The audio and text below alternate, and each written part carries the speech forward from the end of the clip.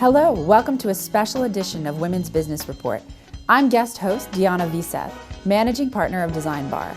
We are a monthly program that highlights women in business. The United States Senate recently passed a resolution proclaiming October as National Women's Small Business Month. Amanda Brown, Executive Director of the National Women's Business Council, was presented with the resolution by Senator David Vitter, Chairman of the Senate Committee on Small Business and Entrepreneurship.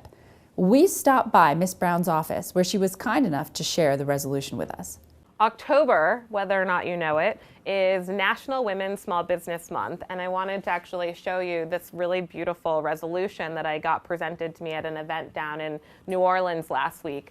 This actually showcases the bipartisan agreement that the Senate committee voted and passed earlier this month, declaring October as National Women's Small Business Month. I just want to read some of the resolutions that were made. 1. The Senate recognizes the month of October 2015 as National Women's Small Business Month. The Senate honors the vital role of women small business owners and women entrepreneurs in the United States during this month. They also recognize the significant contributions of women small business owners and women entrepreneurs to the small business community. They support and encourage young women entrepreneurs to pursue their passions and create more startup businesses. They recognize the importance of creating policies that promote a business-friendly environment for small business owners that is also free of unnecessary regulations and red tape. And they support efforts to increase awareness of the value of women-owned small businesses on the economy of the United States. I can't tell you how much this means to the council and how much it should mean to you, the fact that we got bipartisan support on this lofty resolution in honor of you. Thank you for tuning into Women's Business Report. Most of the women featured on Women's Business Report are in traditionally male-dominated industries. Necole Parker, CEO of the Elocen Group, is no exception. She ventures in construction and is well regarded amongst her peers. She recently graced the cover of Black Enterprise magazine and was honored by the U.S. Small Business Administration. Hello, Women's Business Report. My name is Necole Parker, the Chief Executive Officer of the Elocen Group. Hi, I'm Antonio Das. I'm the District Director for the U.S. Small Business Administration's Washington Metropolitan Area District Office. And today we're at Elocen Group to celebrate the naming of Necole Parker, CEO, as the Small Business Person of the Year for the Washington, D.C. office of the U.S. Small Business Administration. Today was a great day. It was a monumental day for me. I'm very excited to be selected as Washington, D.C.'s SBA district office here in Washington, D.C., the 2015 Small Business Person of the Year. Very excited. Necole is being recognized as a Small Business Person of the Year by virtue of the outstanding record that she has compiled as the CEO of Elocen Group. What she has demonstrated is that by working progressively at seeking business, taking advantage of SBA resource programs and opportunities, that she's been able to really grow her business, move it to a whole nother level. The Elocen Group is a construction and project management firm where we focus on 4 key areas, which is construction management, information technology, design, and facilities and logistics. When we look at making these awards, we're looking at how a company has been able to generate growth in its operations and the way it's been able to increase business opportunities for itself, as well as creating employment opportunities for those people who need jobs. I thought this company was successful when I knew I could give other people opportunities who didn't think that they could reach those opportunities or reach the goals that they wanted to reach, because I often saw myself in them in the past when I didn't think I could reach goals, or when I was denied promotion passovers or told no as a woman in construction. And so to be able to turn those no's into next opportunities and show my staff and my employees.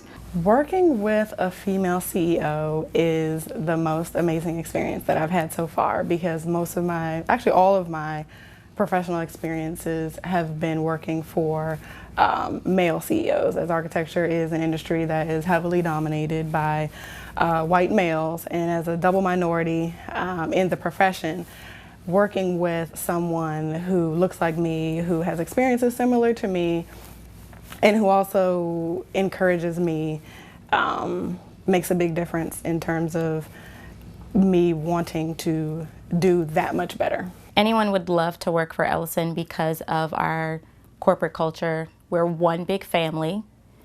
Everyone works very hard, but it is not done in vain.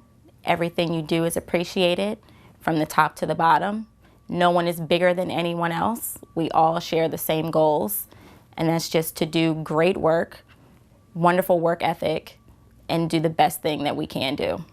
The culture here at the Elocen Group is one of a small family or a close-knit family. We care genuinely about one another. We care genuinely about the work that we do here. And as a result, we work very, very well as a team, which is key in making sure that we serve our clients successfully. The Elocen Group was birthed in 2007 after working 14 years in a male-dominated construction industry.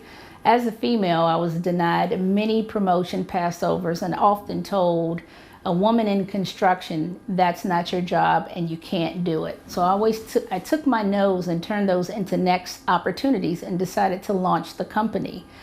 And from that, I grew organically. Necole and I first met in 2005. She hired me to take on a project that she was working on in New Orleans. It was post-Katrina, and we were traveling down to restore an office building that had been damaged rather heavily. Where we traveled to many dangerous and condemned areas, trying to help with that rebuilding of the city itself, and meeting so many people who had lost family members to the hurricane. I'm quite proud of the results. There were roughly 600 people dislodged as a result of the storm that worked in this office, and we were able to get them all back and functioning in relatively short order. One of my most proudest moments is launching the Necole Parker Foundation, which is very dear to my heart. It's an advocacy framework for African American males who grew up in a single parent environment. I was that mother who raised an African American male out of college. At the Small Business Administration, we're very interested in helping to create a strong, vibrant economy based on small businesses, and the Elocen Group is a prime example of what is possible when certain things come together. Outstanding leadership by a CEO, and taking advantage again of programs that we have like SCORE and our 8A program. Just to be able to grace the cover of Black Enterprise, this monumental moment as a small business owner, know that this can be you. Think outside of your comfort zone, thinking out of the box. Be able to take that passion within you and that vision and move forward and have the momentum to keep going no matter what. Stay the course. Don't give up. I encourage you, start today. The Maryland Women's Business Center recently held their 12th annual StartRight Business Plan Competition. Over 50 women submitted their business plans. The winners were announced during the luncheon at the Power Conference. There were 3 third-place winners, 2 second-place winners, and 1 grand prize winner. The grand prize winner was Hetty Irmer, psychotherapist and owner of Four Corners Counseling. Hello, Women's Business Report. My name is Hetty Irmer. I'm a psychotherapist and owner of Four Corners Counseling in Silver Spring, Maryland, and I have a special niche as the Thinking Woman's Therapist. I'm also excited to report that I am the grand prize winner of the StartRight Women's Business Plan Competition, which I received that prize today at the Maryland Power Conference for Women in Business, Women Doing Business. So the way I got started with this competition is that last year a friend of mine who also owns a business just kind of said to me as an aside, why don't you come to this Power Conference? And I hadn't heard about it. And as a psychotherapist, I wasn't really focused on being a businesswoman, but I had a feeling that that would be a good thing for me. And I had also a feeling that that might be part of who I am inside. So I went to the conference, and during the luncheon, they announced the winners of last year's business plan competition. And there were 3 different companies who were wellness companies. And I thought, they're not that different from me. I think I could do this. And my friend kind of elbowed me and said, yeah, you could do this. Isn't your business, when did you start your business? I said September 2015, because you have to be 3 years old or younger as a business to apply for, submit a plan for the competition. So I did, because my anniversary is this month. And I wrote the plan, and I'd never written a business plan before. Wasn't really sure if it was going to pass muster, but I thought, I want the feedback. So I think I should just go ahead and submit it. So I did, and it was really imperfect. I knew that. I'm a perfectionist, but I went ahead and did it. And lo and behold, I got a call saying that I was one of the semi-finalists. So I put together my pitch and presentation, and I had to have a 10-slide PowerPoint, and I really didn't know how to put together a PowerPoint, but I pulled together some people who did, and I was on vacation at a family reunion the week before the pitch and presentation, so I pitched it to my 14 closest family members, and if that was good enough, I thought that's a good preparation. And then I went ahead and gave my pitch, and it went really, really well. But I was still surprised when I found out that I was the grand prize winner. It's a thrill, because it's helped me to get a sense of not only do I have a profession and a craft as a psychotherapist, but I also am a businesswoman, and I have a right to claim that identity. And so this combination of being a psychotherapist and being a businesswoman feels really, really good to me. And I feel like I'm getting in the flow of what I'm meant to do in my life. So it's a thrill to be here, and I plan to be involved in the Power Conference and the Women's Business Center for many years to come. Thank you for watching Women's Business Report. In any good story, you have to have a happy ending and end on a high note. And that's what Women's Business Report has, thanks to Apostle Ethel Taylor. Imagine being a letter carrier and getting bitten by a dog. For a long time, Ethel feared dogs, but she feared fear more than anything else. By using faith and pursuing through, that former bite victim is now the owner of Doggy Washerette. Dog lovers have made her Upper Northwest DC location the place to pamper your pooch. Hi, my name is Ethel Taylor, and I'm the owner of the Doggy Washerette. I want to share with you my story, how I got into the dog industry. About 13 years ago, my sister and I went to a self-serve dog wash in Richmond, where we're from. She has 2 large Rottweilers, and she had found this place to wash her dogs herself. So when we got there, there were 2 large human bathtubs that were built up on wooden platforms. And I said to myself, this is pretty cool. And I don't know of anything like this in Washington. If I ever did anything on my own, maybe this is something I would consider. Hi, I'm Erin Malone. My boyfriend and I, Scott, have been coming to Doggy Washerette for the past 5 months now. We've been residents of DC for quite a few years, and I've had Sophie for 7 years.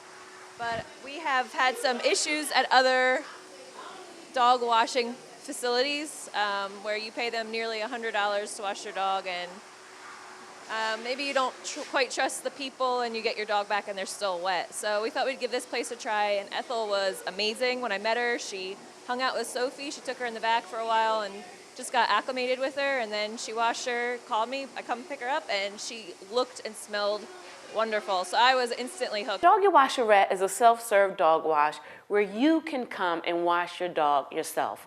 We have everything you need, just bring the dog. Our feature is the K9000 self-serve dog wash. It's a dog wash that's self-contained. The water and the shampoo come out together. The dryer is attached. It takes cash and credit cards. You do it yourself. Your dog is comfortable, restrained properly, and you have everything you need. We take the hassle out of washing your dog. We have grooming tables available, which no one else gives customers the opportunity to use. Professional equipment, furminators, brushes, toothbrush, toothpaste, ear cleaner. Everything's provided for you, all included in one price, no matter the size or the breed of your dog. You can take better care of your dog. We help you do that. That's our motto. For only $20, you can wash and dry your dog.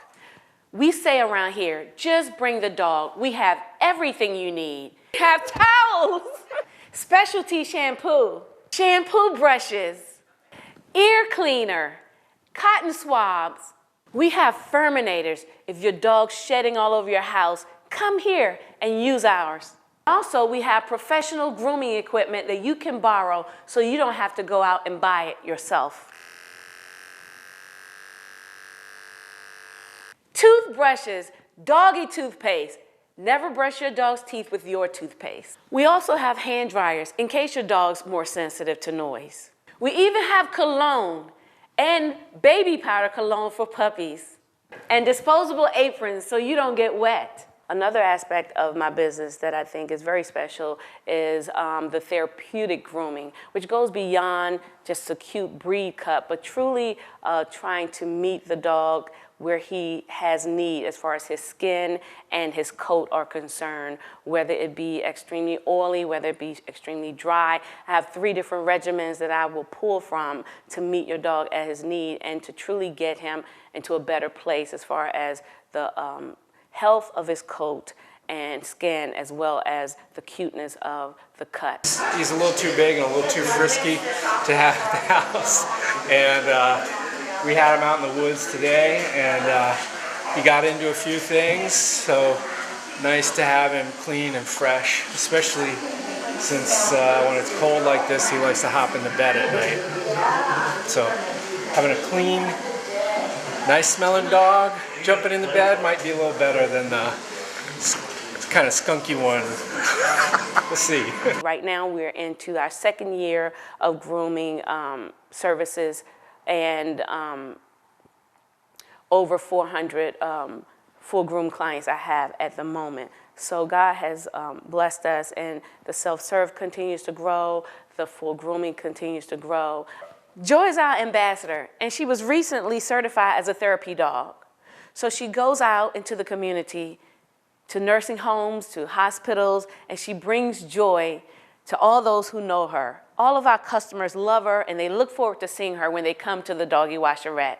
As you can see, she's the product of one of my many creative grooming classes. This is non-toxic doggy dye that just brings attention and gets her love from everyone who sees her. We'd like to thank the Women's Business Report for spotlighting us today. And if you're a woman in business, go for it. If you'd like more information about the Doggy Washerette, visit our website, doggywasherette.com. We're also on Facebook at Doggy Washerette. And Joy has her own Facebook page, Joy the Poodle. Since 2010, the Power Conference, Women Doing Business, has promoted business development for women in business. Through networking, education, and marketing opportunities, over 700 women business owners came together for this year's conference. Hello, Women's Business Report. This is Nancy Reglin. I'm the co-chair of the Power Conference, Women Doing Business. We're here today in the Montgomery County Conference Center with 760 women in business, energized doing business networking, learning new skills, listening to a fabulous keynote speaker, networking with exhibitors, 70 exhibitors in the exhibit hall, showcasing authors, and just generally having a really vibrant business-oriented day. Business development, that's the key mission of the Power Conference. And we've seen it happening all the way throughout the day. So I just left a young woman who cried, and a tear came down because she said she got chosen as one of the speakers. And because she got chosen as one of the speakers, she finally kicked her business plan into gear. She got all her marketing materials done. She had a session, made connections, and she said, I'm really going places now. And that's why this is a labor of love for the volunteers from women business owners of Montgomery County, women business owners of Prince George's County, the Women's President's Education Organization of DC, and the Women in Business Education Foundation. Those 4 women's business organizations are your hosts of the Power Conference. And their volunteers put on this conference every year. It is a labor of love. We have a very strong mission. It's simply this: business development for women in business.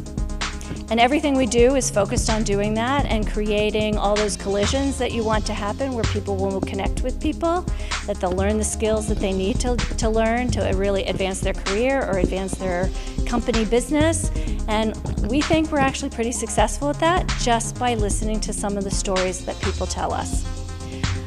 I think our favorite story is early on. We had a speaker who stopped and spoke to one of the attendees in the audience. She was a brand new startup, had an idea in her head. As a result of that, she ended up in an incubator. The speaker ended up with a 6-figure contract to build the website for an online health company that has gone on to be sold and has been very successful internationally. So small collisions like that happen at a place like the Power Conference, and that's why people come year after year after year. Welcome back to Women's Business Report. I'm Deanna Veseth. For over 50 years, Ray's Auto Body has been a landmark in Vienna, Virginia. Joyce Arndt was with her husband Ray in every aspect of the journey. Ray passed in 2012. Since that time, Joyce has kept Ray's memory and his stubborn demand for excellence alive. She's also the inspiration for this television series. Ladies and gentlemen, it is our pleasure to introduce Joyce Arndt. Ray Arndt, a complex person, a true self-made man with little education. He said when he was in the 8th grade, a teacher told him if he didn't stay in school and get an education, he would never amount to anything. And that comment was what started the fire in him to learn a trade and be something. Ray worked in many shops and dealerships around the area, starting with sweeping the floors and moving cars. He did every job with the same attitude that made his employers give him a chance to move up, and others were willing to train him. A few years later, a man that owned a paint supply store told him he was too good at his business. He should own his own shop. The man actually gave him credit to buy equipment and supplies to get started. Ray found a small building in the town of Vienna where he lived that was for rent. Now the fire was really burning and he decided to buy the building. It was right on the corner. Ray would leave work and he'd come by and have a beer or sometimes eat dinner. And I didn't know who he was. He didn't know who I was. And he noticed that I stayed and we didn't close until 12. And quite often I'd be there by myself at 12 to lock up. So he just started staying and walking out to my car. And one night he came in with his payroll book. He couldn't imagine why things weren't matching. And so I took his payroll book and I said, well, so-and-so made this, so-and-so made this, so-and-so made that. And he said, wait a minute. I fired that guy months ago. And the lady that was working for him had just continued to pay that person and was taking the money. He would come by on Thursday night with his payroll book, and I would do his payroll for him so he wouldn't get cheated. And I felt sorry for him, somebody was cheating him. He was working hard. He'd stay till midnight sometimes and working on cars himself. I just felt sorry for him. So then after my father sold the business, he said, well, why don't you come and work for me? I said, oh, okay, that's fine with me. And that's how I met him. Over the years, his business grew. He had many young people to come and work in the summer, washing cars, sweeping. Many stayed to learn more. Ray took pride in these young people. I don't think he really knew how much or just what each one took away with them, except how to work hard.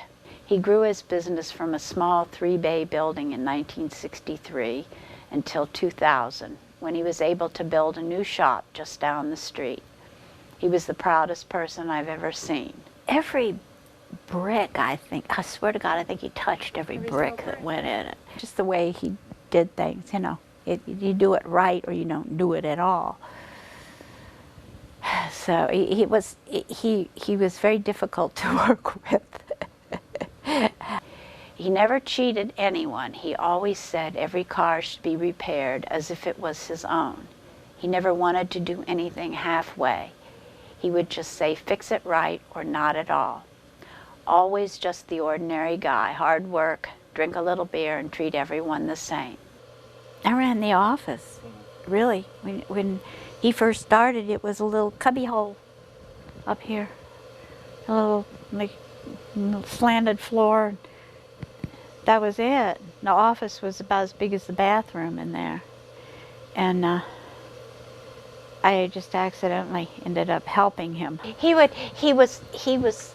the one who would come in the office, and I'd be in the middle of doing something, and he'd say, "Call so and so. I need this," or "Do that," and I'd say, "Well, you know, wait a minute. I got a customer, you know, here. Oh, wait a minute." He'd say, "Don't tell me to wait a minute." You know, if he, and then if I'd say, "Just be quiet for a minute," you know. "Don't tell me to be quiet. Your name's not on the building out front." And that was always his argument with me. If I said anything, you know, about doing something different or anything like that, "Your name's not on the building out front." I think you would be surprised that I didn't just turn around and sell. Because I was an only child, and I was raised to make my own decisions. And that's why I never smoked, I never drank in high school. I had a lot of fun, I had a lot of friends, but I did it the way that I wanted to do it. I didn't, if somebody said, my mother used to tell me, if somebody told you to stand out in the highway, would you do it? And I've always been the one to do what people least expect me to do. Ray left us all too soon. In 2012, at the age of 82, he left a legacy of good work, fine reputation, and a respect from everyone that knew him. Welcome back to Women's Business Report. My name is Deanna Veseth, and I'm your guest host. I'm also one of the managing partners of DesignBar, a consulting company here in Northern Virginia, and my partner, Dawn Van Berkel, is going to talk a little bit more about what we do and what services we can offer. Thanks, Deanna. You're doing a great job. DesignBar offers top-shelf consulting to startups and nonprofits. If you're starting a business, we can help you. Visit our website at designbarteam.com or send us an email at idea@designbarteam.com. Back to you, Deanna. Our next show will be seen Sunday, November 29th at 4:30 p.m. right here on News Channel 8. If you have a business that you would like to have considered, please send us an email to info@womensbusinessreport.com. For Women's Business Report, I'm Deanna Veseth.